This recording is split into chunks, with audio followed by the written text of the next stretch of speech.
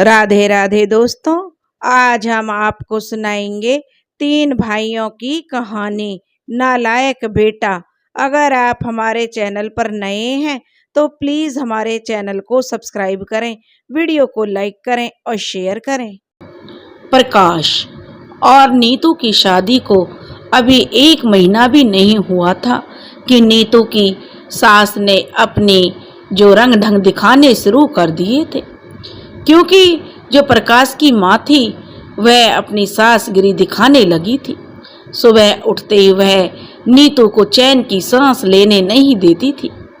एक दिन सुबह के 4 बजे ही उसकी सास जाग गई नींद से और वह अपनी बहू के कमरे के जो खटखटाने लगी। और जो नीतू थी वह समझ चुकी थी कि आज तो उसकी नींद भी पूरी नहीं हो पाई है, इसलिए वह भी चिढ़ रही थी। रोज की तरह न जाने आज कौन सा नया ड्रामा सासू माँ रचने वाली थी। काम काज में कभी हाथ तो बटाती नहीं थी और फरमाइश तो ऐसी थी जैसे कोई बहू नहीं नौकरानी हो। बिस्तर पर लेटे लेटे नीतू अभी सोच ही रही थी कि दरवाजे पर दस्तक देते हुए नीतू की सास ने आवाज लगाई, बहू उठ गई, आज बहुत सारे काम हैं, थोड़ा जल्दी उठ जाओ महारानी। देखो ये महारानी अब तक सोई हुई हैं, अकड़ तो देखो इनकी। नीतू की सास बड़बड़ा रही थी। एक सास जाग गई है और यह पता होते हुए भी कि हमारी सास जगी हुई है, बहू रानी अब तक सो रही हैं। एक हमारे घर में जब हमारी सास थी, मजाले हम उनके जागने से पहले कभी जो बाद में उठे हों। हम घर में ना भी रहें तो पता नहीं यह बहू क्या करेगी। इस घर में तो अनर्थ होता रहेगा। माँ बाप ने यही सब सिखा पढ़ाकर भेजा है। चल उठ जा, अब पहले झाड़ू लगा, फिर बर्तन भी मांजने हैं और कपड़े भी धोने हैं, खाना भी बनेगा और कपड़े भी जो इस्त्री करने हैं। मेरी भी आज कुछ सहेलियाँ आने वाली हैं। मेरी सहेलियाँ कह रही थी कि वो बगल के पड़ोस में शिव चर्चा है ना, वहाँ पर सारी सहेलियाँ इकट्ठा होंगी। बोल रही थी कि बहू के हाथ का खाना बड़ा टेस्टी होता है। बहू जल्दी उठ, जल्दी जल्दी हाथ चलाना, काम चोरी मत करना रोज की तरह। मैं नहा धोकर पूजा पाठ कर लेती हूँ, ना जाने वो मेरी सहेलियाँ कब टपक पड़े। प्रकाश को और प्रकाश के पापा को भी कल ऑफिस में देर हो गई थी। कल वो दोनों सुबह का नाश्ता खाए बिना ही चले गए थे। आज सवेरे ही सब काम निपटा लो बहू, सवेरे सवेरे। नीतू सोच रही थी जैसे आज पहली बार ऐसा कर रही है। मेरी सास को तो सताने का नया तरीका चाहिए, ना जाने कहाँ से सीखती है। तो अपनी बेटी को तो कतई फुलबा बना कर रखती है। सो रही होगी महारानी, मजाल है अपनी बेटी से कुछ कह दे। पड़ोसनी सिखाती होगी जरूर। आने दो, आज इनकी सहेलियों को खिलाऊंगी टेस्टी खाना। ऐसा खाना खिलाऊंगी कि जिंदगी भर दूसरों के घर खाएंगी ही नहीं। नीतू की सास को पड़ोस वाली चाची ने सिखाया था कि नई नवेली दुल्हन को अगर हाथों में ना लिया तो बेटे के साथ साथ बहू भी हाथों से निकल जाएगी। यह बात नीतू को पड़ोस वाली चाचा की बेटे की बहू ने एक बार मुंह दिखाई देते हुए अपनी सास की हरकत बताई थी कि नीतू, जो मेरी सास नई नवेली बहुओं को सताने की तरकीब बताती है।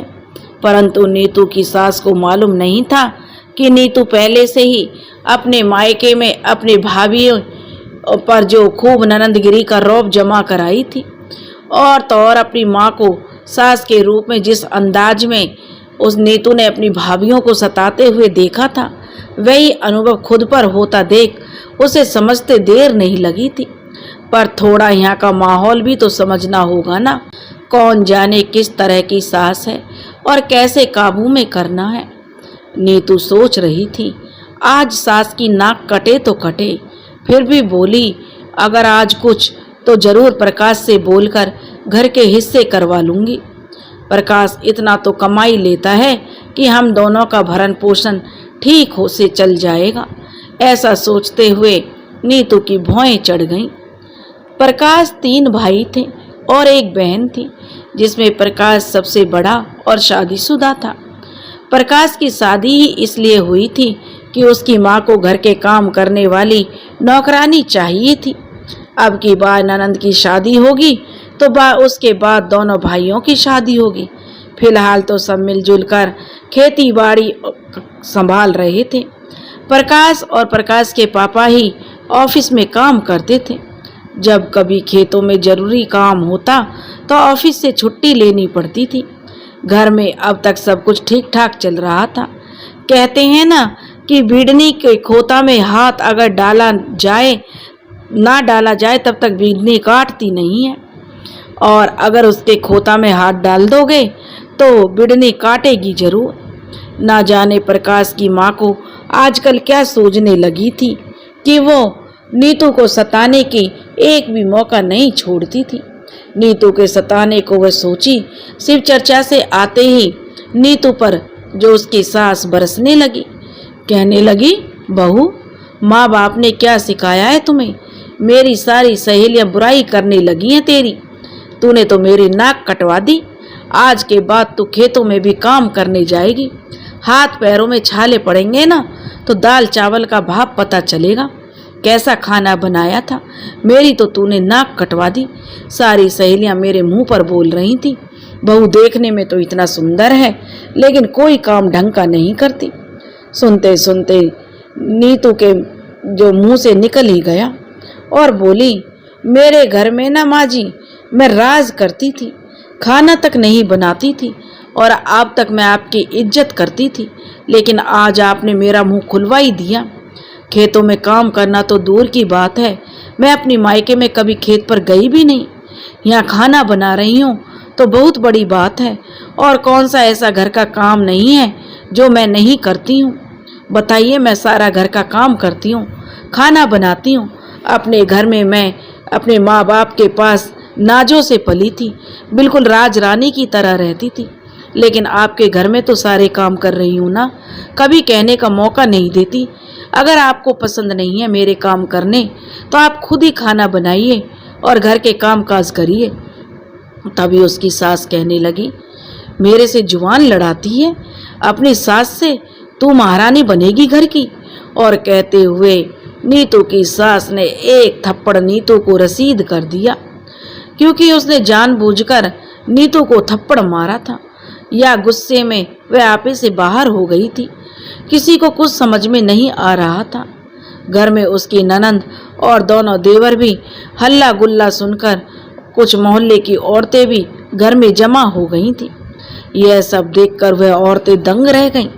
नीतू को बेइज्जती का अनुभव हो रहा था और वो अपने कमरे में रोते हुए चली गई और अंदर से दरवाजा जोर से पटकते हुए उसने बंद कर लिया और मन में सोच लिया, अब यह दरवाजा शायद प्रकाश के आने के बाद ही खुलेगा।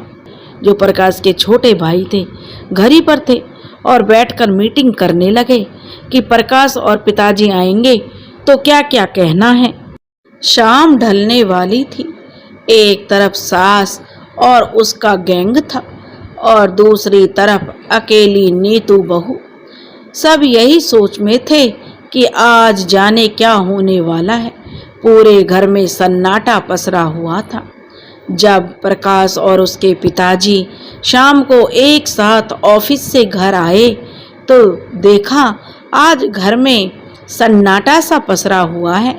अधिकतर तो रोज घर में घुसते ही खाना बनने की महक उठती रहती थी, जो महक खाने की भूख को और बढ़ा देती थी, जिससे कितना भी थका हारा व्यक्ति घर में आओ तरोताजगी महसूस होने लगती थी।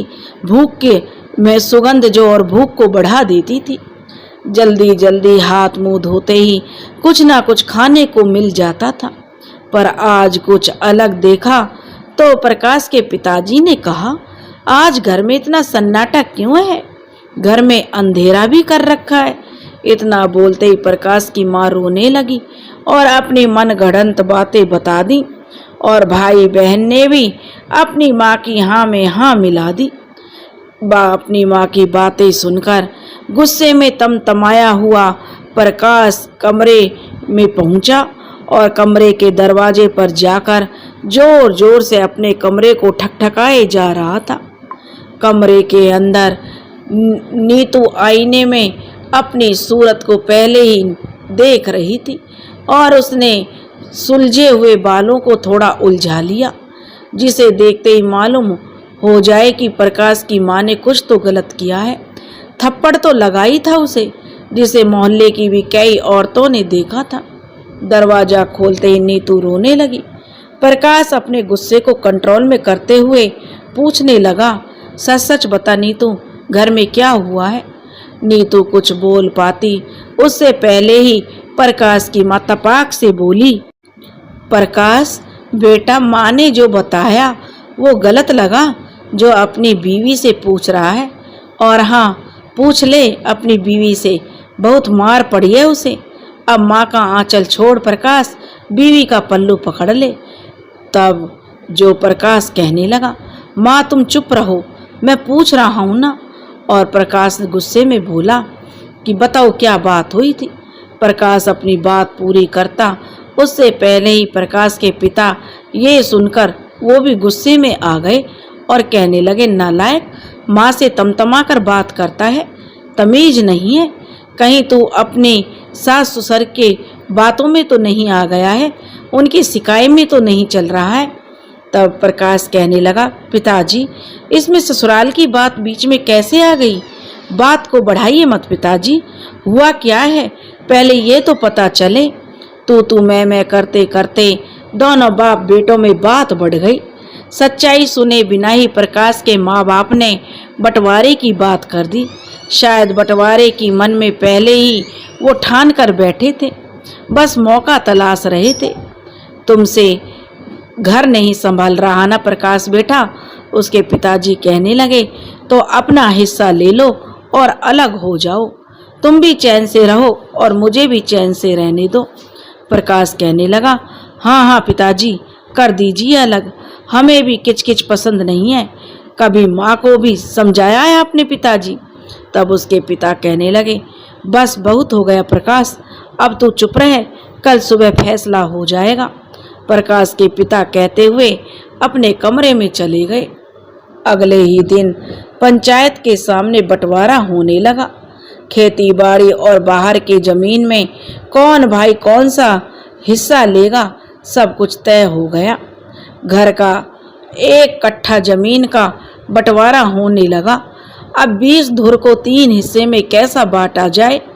आखिर फैसला हुआ 6-6 धुर जमीन तीनों भाइयों को मिलेगी और 2 धुर जमीन तीनों भाइयों में से जो भी माँ बाप को बुढ़ापे में देखभाल करेंगे उसके नाम कर दिया जाएगा और बहन के ब्याह में तीनों भाई बराबर का खर्च करेंगे।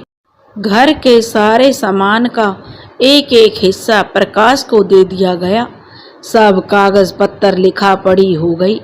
परिवार का विभाजन हो गया, मतलब उस परिवार से मैं सिर्फ प्रकाश को अलग कर दिया था। सब राजी खुशी से रहने लगे, पर मोहल्ले में चर्चाएं होने लगी। नीतू को उसकी सास को अपनी अपनी गलती का जब एहसास हुआ तो दोनों को एक दूसरे से माफ़ी मांगने का ख्याल भी आया, पर ईगो का सवाल था। बात कैसे हो? सास तो सास है, वो बहू के सामने क्यों झुके और नीतू क्यों बात करे जब थप्पड़ सास ने मारा?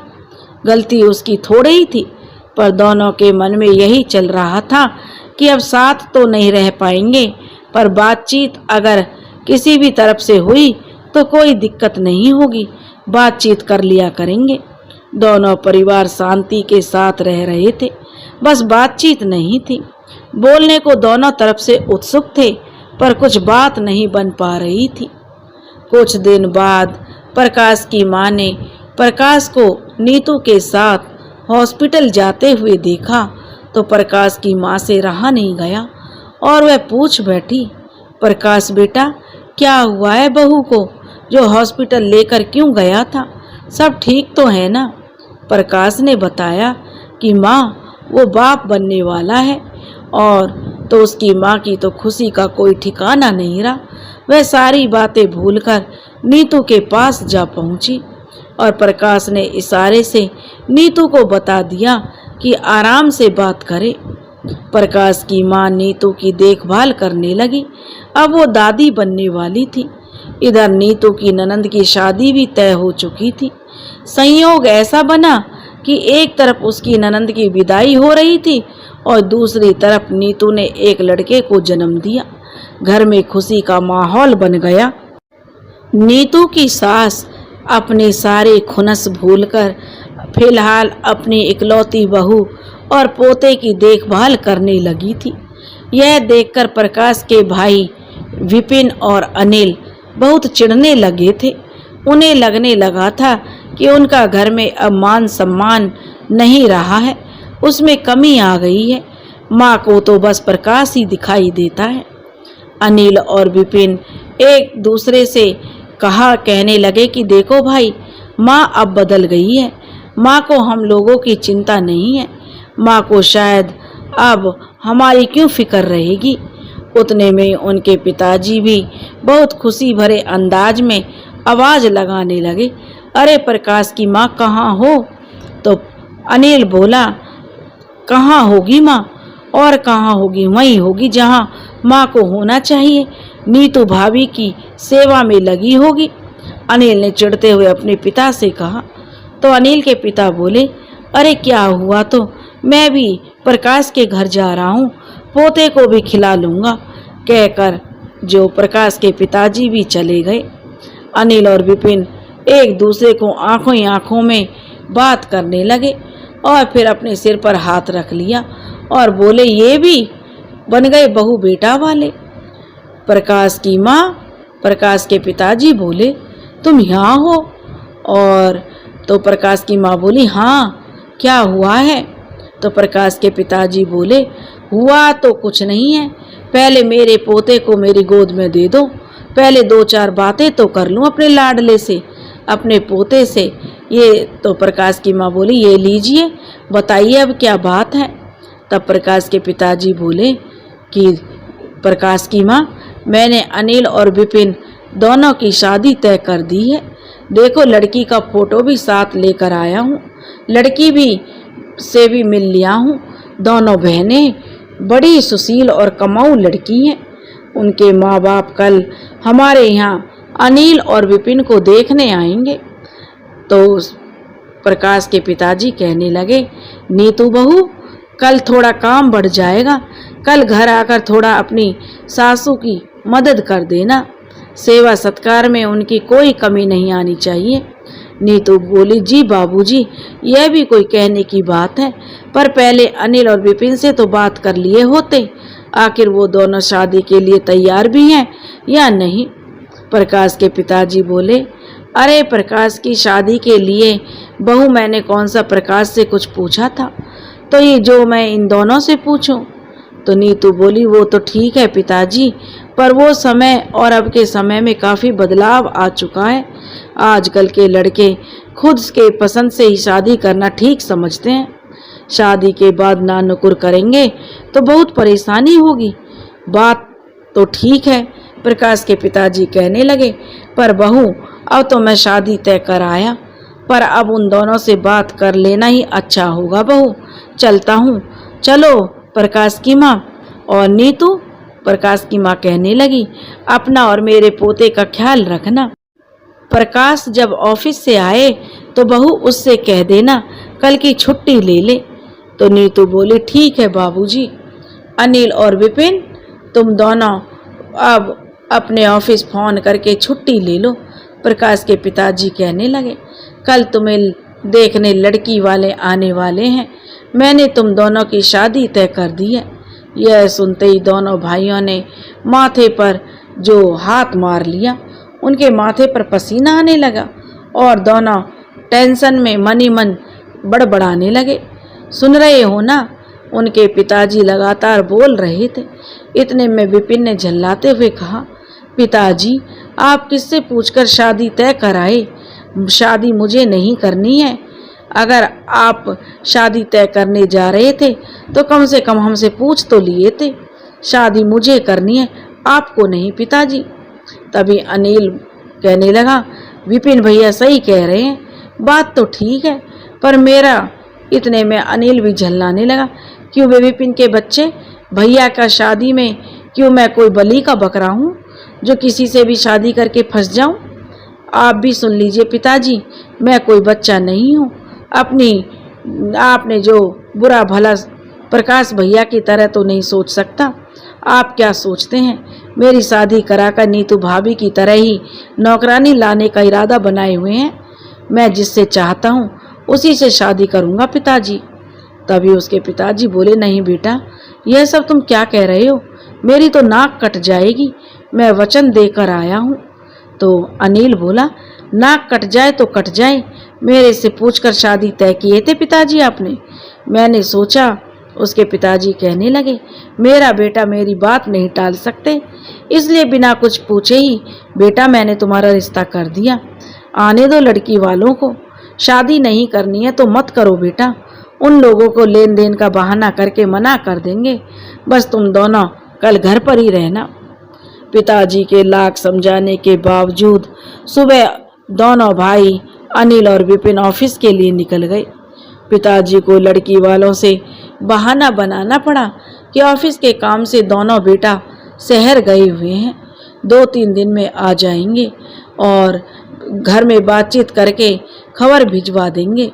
लड़की वाले आखिरकार चले गए। इधर माँ बाप प्रकाश के जो चिंता में डूबे हुए थे, आखिर उनके बच्चे इतने नालायक कैसे हो गए, किसकी संगति में चले गए जो उनकी मति भ्रष्ट हो गई है। न जाने शाम को ये दोनों आएंगे तो क्या तमाशा बनाएंगे। सास ससुर की टेंशन वाली हालत को देखकर नीतू भी आज सास के घर पर ही रुकी हुई थी। प्रकाश ने कहा, नीतू मैं घर जा रहा हूँ, अनिल और विपिन आ जाएं तो तुम भी आ जाना। अनिल और विपिन का ऑफिस से आने का इंतजार हो रहा था। प्रकाश नीतू को यह कहते हुए चला गया कि जब दोनों भाई घर आ जाएं तो तुम भी घर आ जाना।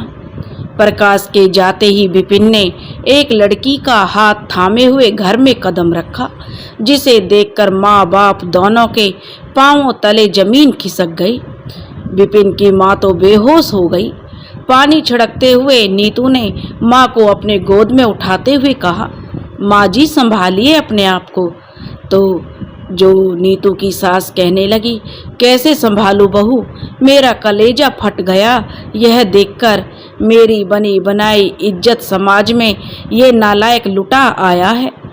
आप ऐसे ही कहेंगी माँ जी तो बाबूजी को कौन संभालेगा। बाबूजी अपने छाती पर हाथ रखकर लेटे हुए थे। और जो प्रकाश नीतू ने आवाज लगाई, प्रकाश प्रकाश, तो देखो ना बाबूजी और माँ जी को क्या हो गया है। तो प्रकाश दौड़कर जो आया और माँ बाप की हालत देखकर उसे बहुत रोना आया और उसे गुस्सा भी आया। आखिर विपिन ने यह गलती कैसे कर ली।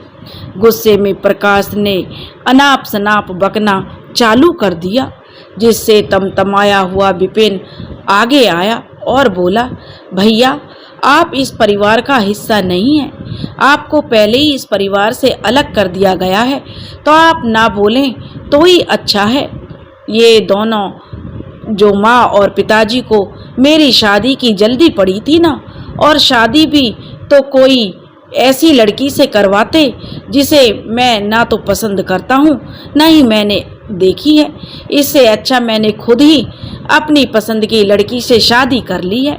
इसमें बुरा क्या किया मैंने भैया, मैंने बताइए आप मेरी क्या गलती है जो हल्ला गुल्ला करने के बजाय इज्जत से घर में मेरी पत्नी को जगह दे दो, वरना मैं यहाँ से कहीं और चला जाऊँगा और फिर घर वापस कभी नहीं आऊँगा। कहते हुए विपिन अपने कमरे में चला गया और उसने दरवाज़ा बंद कर लिया। इतने में अनिल भी घर पहुँच गया और घर आकर कहने लगा, इतना रोना धोना क्यों हो रहा है माँ। तो माँ कहने लगी, बेटा तेरा छोटा भाई लड़की भगाकर शादी कर लाया है। तो अनिल कहने लगा, हाँ माँ मैं जानता हूँ, लड़की के घर वाले राजी नहीं थे तो क्या करता बेचारा। बताओ माँ, तुम ही बताओ, क्या मरने देता बेचारी को। कल ही विपिन भैया ने लड़की से बोला था कि उसके लिए लड़की वाले देखने आ रहे हैं, तो उस लड़की का तो रो रो कर बुरा हाल था और उसने हाथों में जहर लेकर मरने की धमकी दे रही थी विपिन भैया को। तो माँ जी कहने लगी, अच्छा यह सब हुआ है तो बाबूजी की वजह से ही हुआ है ना माँ?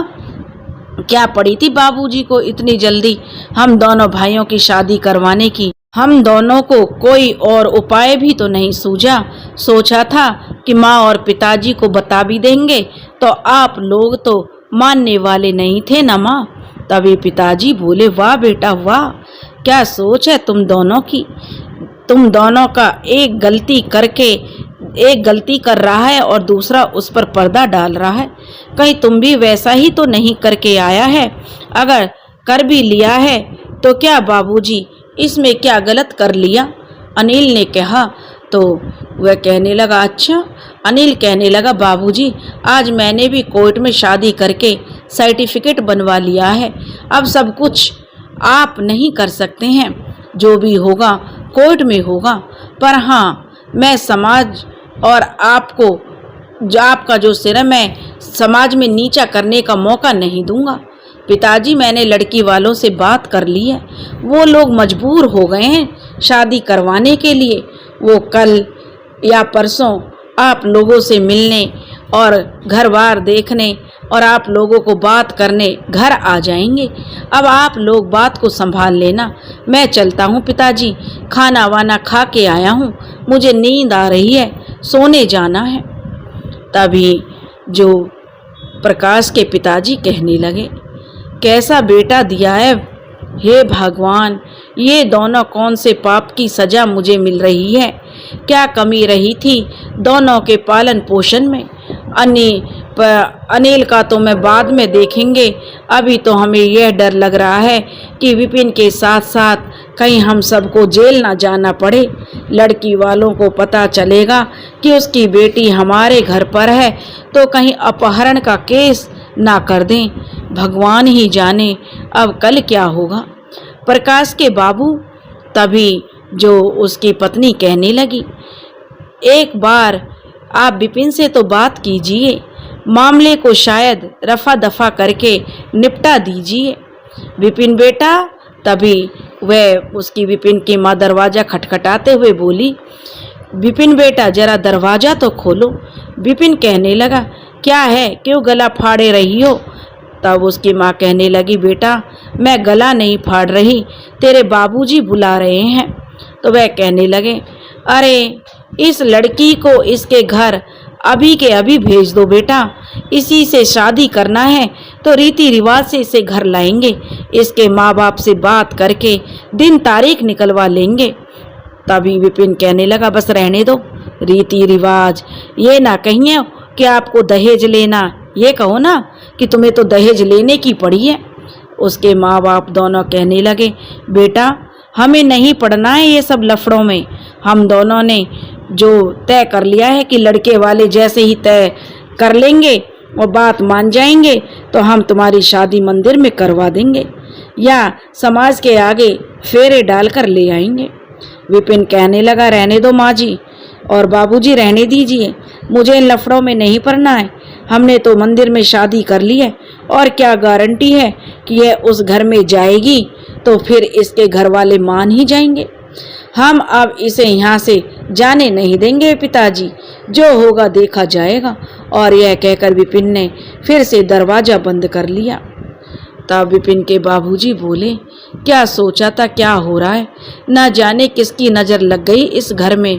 पहले बेवजह अपने प्रकाश को अलग करना पड़ा और अब ये दोनों अपनी अपनी मर्जी के मालिक बनकर सिर पर नाच रहे हैं। विपिन ने लड़की भगा लाया है और अनिल कोर्ट मैरिज कर लिया।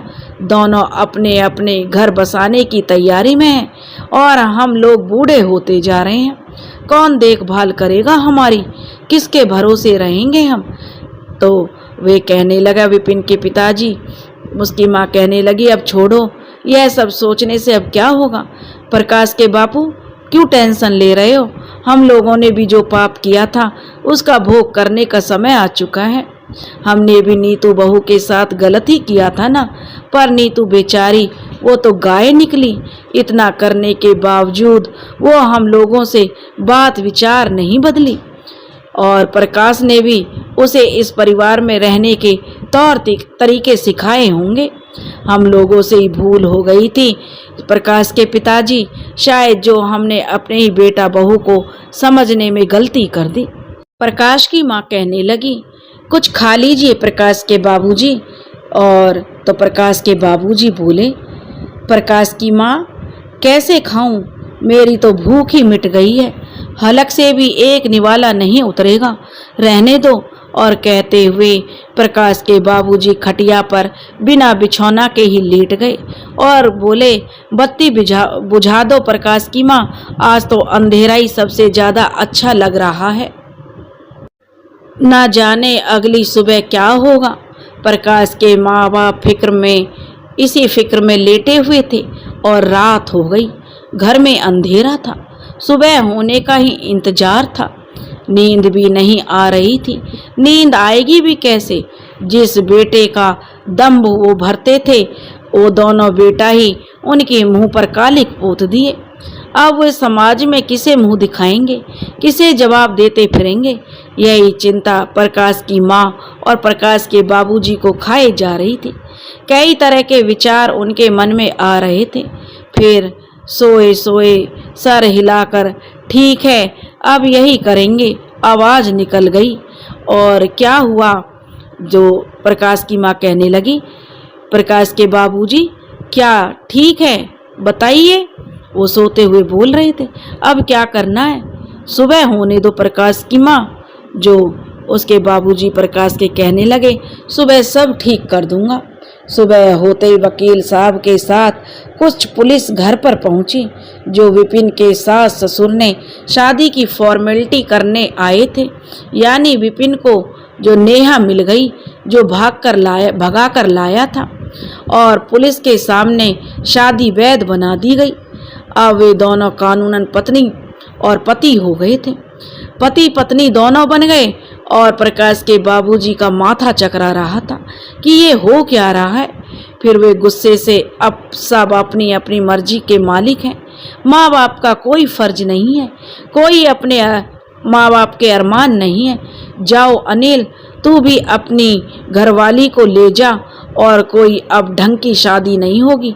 अब इस घर में तुम लोग अपना अपने जीवन का फैसला तुम लोगों ने कर ही लिया है, तो तुम ही लोग विचार कर लो, माँ बाप का देखभाल कौन करेगा।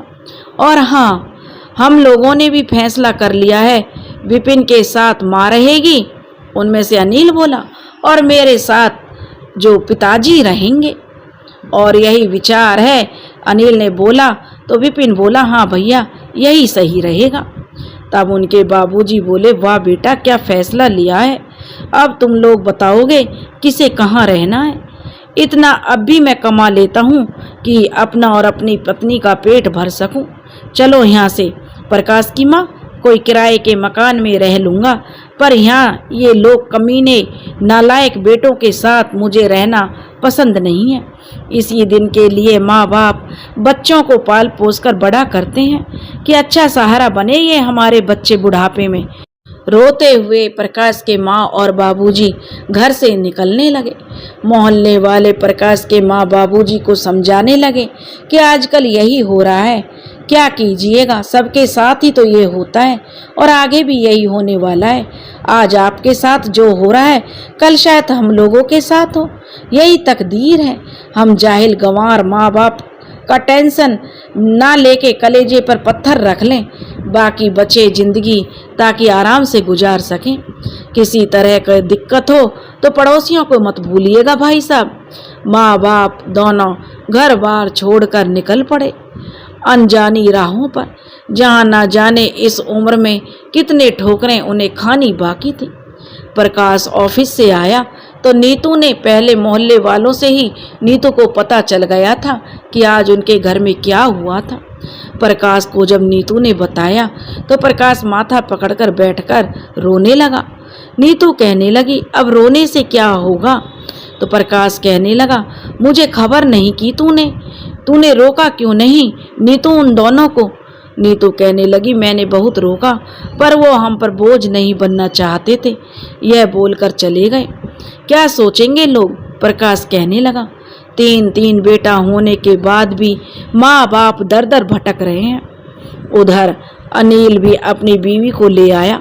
पूरा मोहल्ला दोनों भाइयों को हीन भावना से देखने लगे।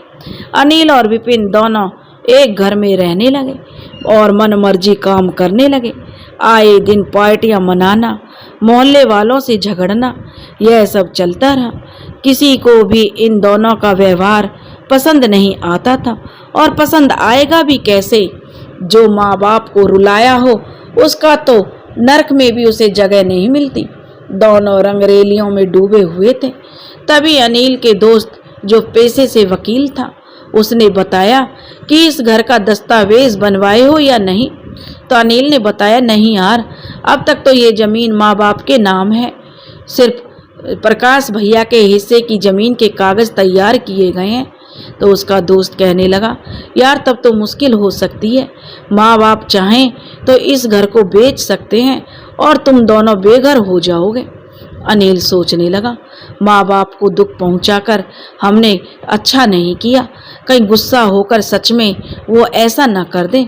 अच्छा हुआ यार तूने मुझे पहले ही बता दिया, पर कोई उपाय तो होगा ना, उपाय तो बता मुझे। तब उसका वकील दोस्त कहने लगा, उपाय तो एक ही है, माँ बाप के दस्तखत के बिना कुछ नहीं हो सकता।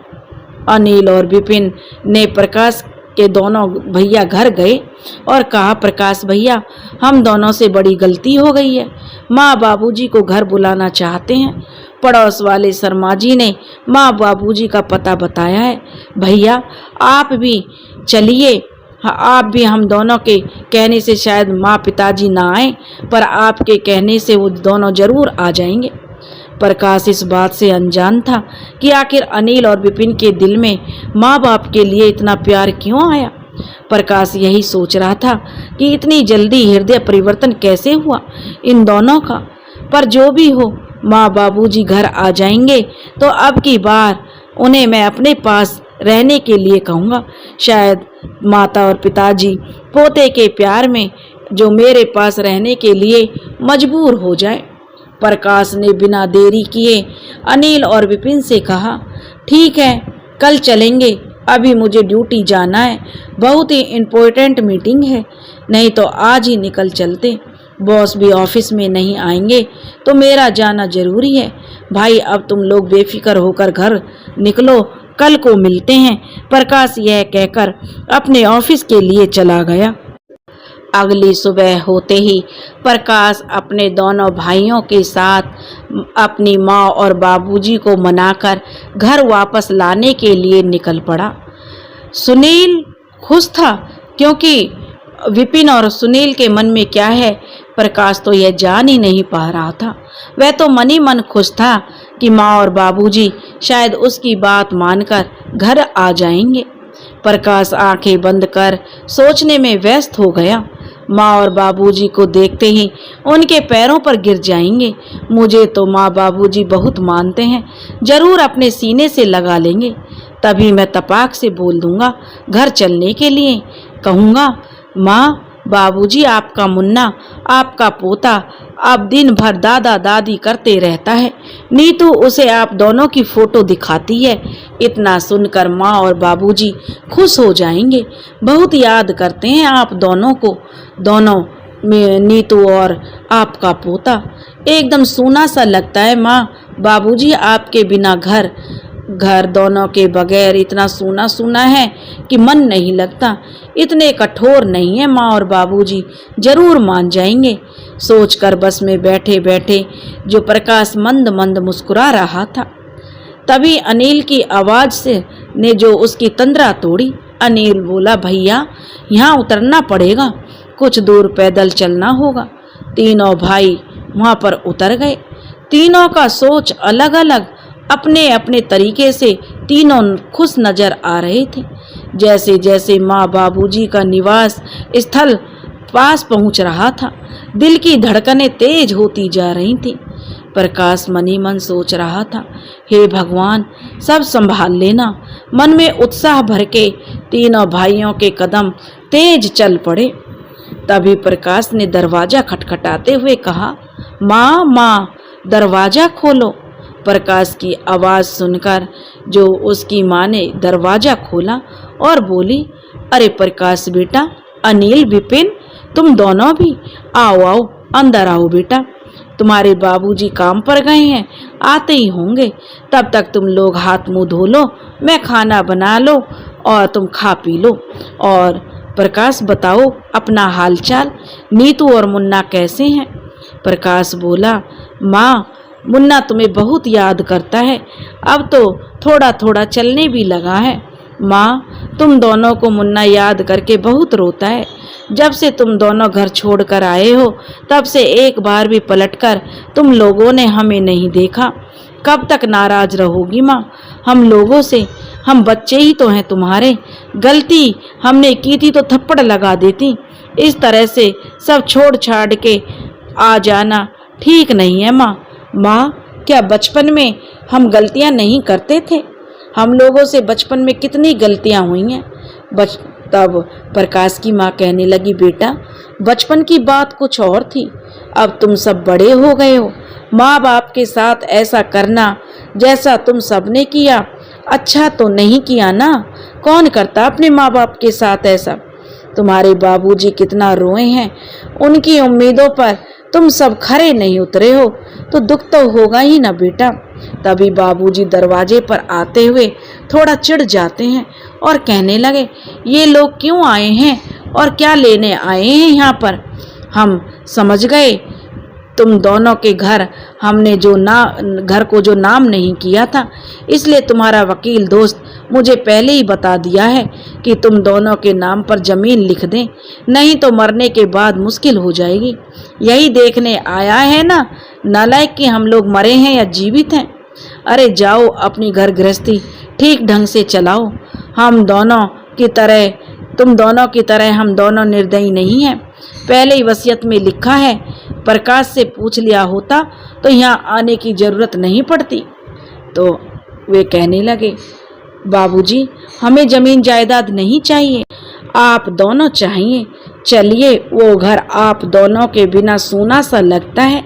विपिन और अनिल एक ही स्वर में बोल रहे थे, बाबूजी जिसके पास आपको रहना रहिए, हम लोगों से दूर नहीं रहिए। तभी बाबूजी बोले, बेटा तुम्हारी बीवियों को हम बोझ नहीं लगेंगे। विपिन और अनिल कहने लगे, कैसी बातें करते हो बाबूजी, वो दोनों तो बेचारी आपको ही माँ बाप समझती हैं। उनके मायके में उनके माँ बाप तो उनसे नाराज हैं, आप दोनों ही उनके लिए माँ बाप हैं। गुस्सा थूक दीजिए बाबूजी, चलिए ना। नीतू ने भी, प्रकाश ने कहा कि नीतू ने भी बोलकर भेजा है कि माँ बाबूजी को जरूर लेकर आइएगा। प्रकाश ने हाथ जोड़ते हुए कहा, हमें भी पोते को देखने का बहुत मन है। आंखों में आंसू लाते हुए बाबूजी ने बोला। तभी प्रकाश कहने लगा, अनिल जाओ कहीं से गाड़ी बुक करके ले आओ, अब से बाबूजी हमारे साथ रहेंगे। प्रकाश ने अनिल की पीठ पर हाथ रखते हुए कहा तो अनिल गाड़ी बुक करने चला गया। सब एक साथ बैठकर खाना खाने लगे और सामान की पैकिंग करने लगे। माँ बाप को मंद मंद मुस्कुराते देखकर तीनों भाई खुश थे। न जाने अनिल और विपिन की मानसिक स्थिति में कैसे परिवर्तन आ गया, शायद माँ बाप की हालत देखकर, या हो सकता है कि उनके वकील दोस्त ने पहले ही माँ बाप को उनके आने का कारण बता दिया था। इस कारण उन दोनों को शर्मिंदगी हुई हो। जो भी हो, पर ऐसा लग रहा था जैसे अब उनकी जो परिवार पूरा होने जा रहा है। पर कहीं ना कहीं और कभी ना कभी जमीन का बंटवारा हुआ और वो जो दो धुर जमीन का झंझट जरूर सामने आएगा। पर अगर प्यार से तीनों भाई अपने माँ बाबूजी की सेवा सत्कार किए तो शायद यह झंझट भी परिवार के साथ साथ एक होने से नहीं रोक पाएगा। जब परिवार में प्यार और समर्पण होगा तो वह दो धुर जमीन का मामला भी सुलट जाएगा। जो माँ बाप ने 2 धुर जमीन अपने लिए रखी थी। पंचों ने जो फैसला किया था, जिसके पास माँ बाप रहेंगे उसके नाम वो 2 धुर जमीन हो जाएगी। आखिर में फैसला हुआ कि वो 2 धुर जमीन तीनों भाई बराबर बांट लेंगे, जिससे माँ बाप भी खुश और बच्चे भी खुश हो गए। अब वो सब प्रेम से रहने लगे। विपिन और अनिल को अपनी गलती का एहसास हो गया था। दोस्तों, अगर आपको हमारी कहानी पसंद आई हो तो प्लीज़ हमारे चैनल को सब्सक्राइब करें, वीडियो को लाइक करें और शेयर करें। राधे राधे।